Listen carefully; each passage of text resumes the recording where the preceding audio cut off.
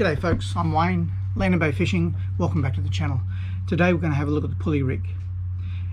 Popular in Britain, popular in South Africa. It's not as popular here by any stretch of the imagination. You may not have ever seen this rig before, and you certainly won't see it every time you go down the beach. But I can tell you now, in the UK and South Africa, when you go to the beach, when you go rock fishing, somebody there is going to be using the Pulley Rig, or at least a breakaway rig, which is a version of the Pulley Rig without the pulley, and that's something probably for another video. If you get anything out of this video, hit that like button. If you've got any questions about Pulley Rig, don't hesitate to put them in the comments below. I will answer them. May not answer that day, but I will answer any questions I get down in the comments. And if you haven't already, subscribe to the channel. Let's get on with it and have a look at the Pulley Rig. Righto, the Pulley Rig. So, looks complicated, and I'm not sure where to start, but start at the main piece, the slide at the top. This slide at the top can be a number of different sizes.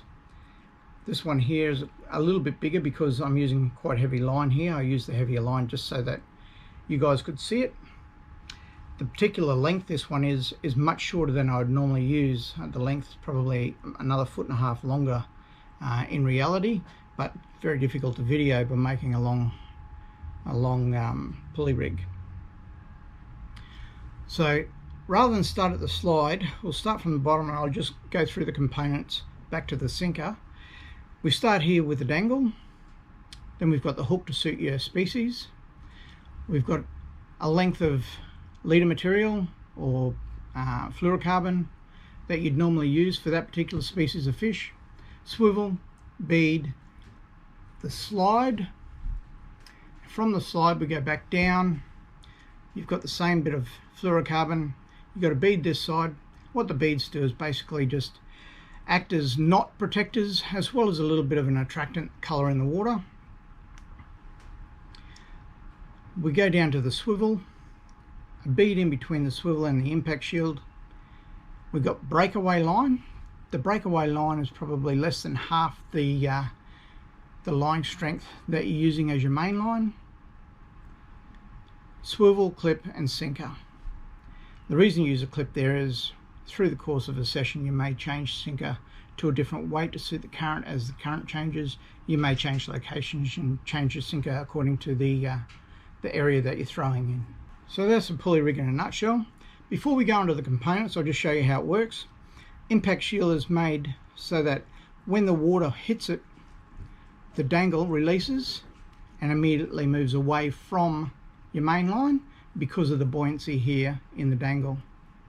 When a fish takes your hook and dangle and pulls, the reason it's called a Pulley Rig is it'll actually lift the bottom half of your rig off the snagged area or out of the sand if you're beach fishing, and then you'll fight the fish with only 6 inches of your breakaway underneath the main line connecting through to the fish. When it comes back in, rebait and repeat the process. Now, should you get a snag, most likely you're not going to get a snag on this end because it's buoyant and it's going to be off the bottom and less likely to snag up. Not impossible, but less likely. The snagged area will be the material and the mechanics of it down here. Now, if your sinker, clip or impact shield gets snagged somewhere, this line here, being so light compared to your main line, should break away and you still will have that fish. So the idea is this is a set and forget rig. When you throw it out, you're throwing it into a snaggy, horrible place.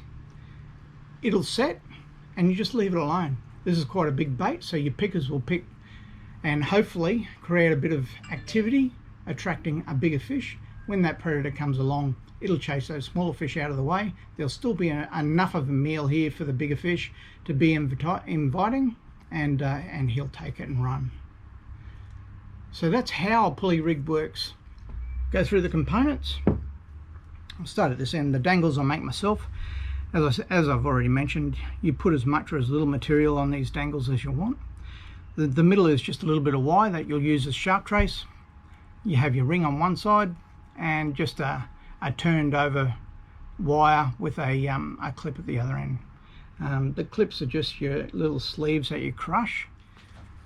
So when I talk about sleeves, there's your sleeve there. So it's basically just a sleeve that you pinch onto the wire and it holds it. in place. And there are your rings, also bought from a tackle shop. So they're very easily made. Then you tie using some sort of cotton. This stuff here is quite hard to get. You can get it in Australia. Find yourself a South African shop and ask if they stock this, and you'll find that if they haven't got it, they'll get it for you. So that one there is called Ghost Cotton from Kingfisher Australia. Kingfisher Australia down the Gold Coast. You can contact Kingfisher Australia direct and ask them to send you some. This here you can get from any bait shop. All it is an elastic type stretchy bait cotton. To make this, you get it probably twice that thickness, put a slit through it, stick it over the wire and then tie it on. So that's how they're made. To tie it on with the bait cotton, very simple process. Put your bait cotton on and you just start winding.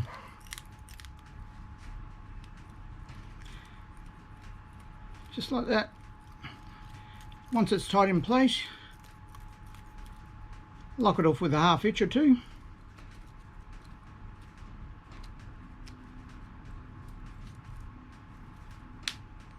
Break your cotton off. So that's your dangle. Don't be scared of them. Very easy to make, very cheap to make, and you can make as many as you want in any one sitting. Just keep them in your tackle box. Your bait's attached to the dangle. So that's the yummy, smelly, yummy bits that will tie to the bait that's just come in.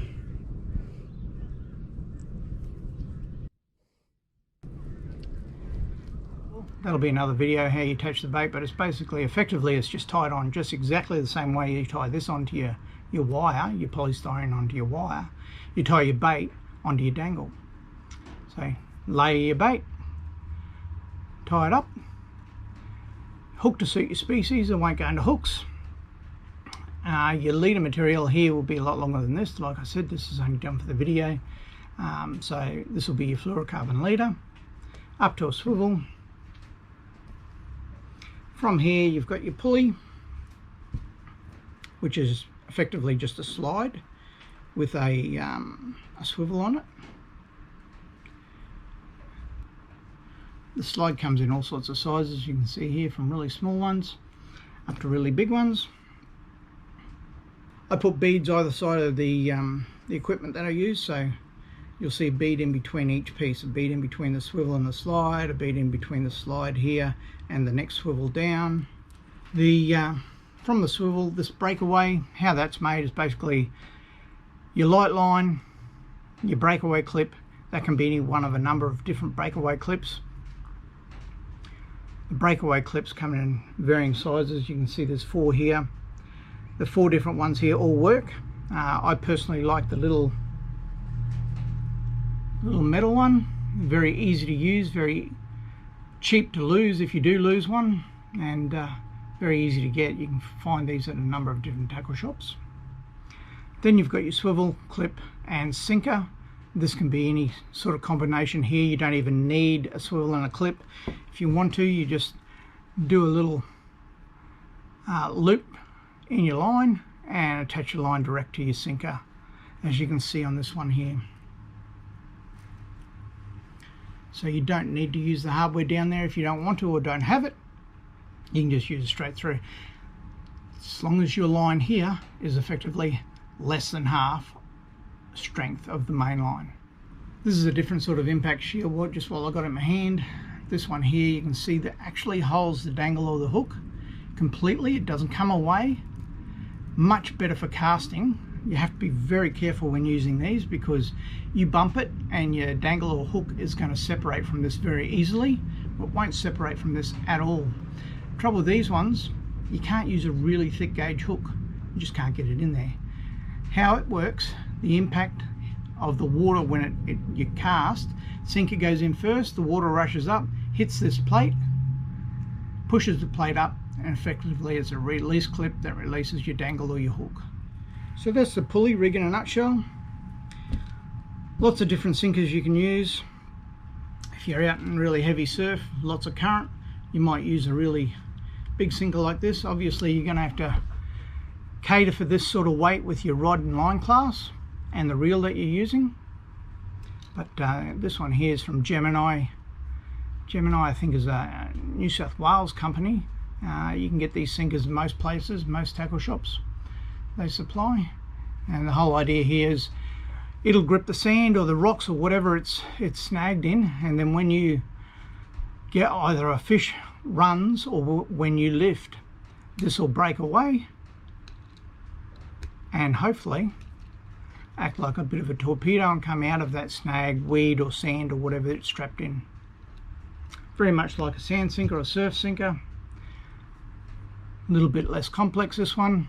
Still does exactly the same thing.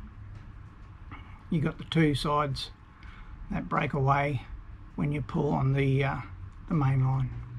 And then the sinker that I use mostly, these little star sinkers or pyramid sinkers, and like I said, they can be attached anyway. You just need a sinker with an eye. Very, very worthy little sinker, much cheaper to lose than the bigger sinkers. Thank you very much for watching, appreciate it. Hit that like button for me, subscribe to the channel. If you've got any questions at all, leave a comment in the comments field below and I will get back to you. Catch you on the next video. Take care.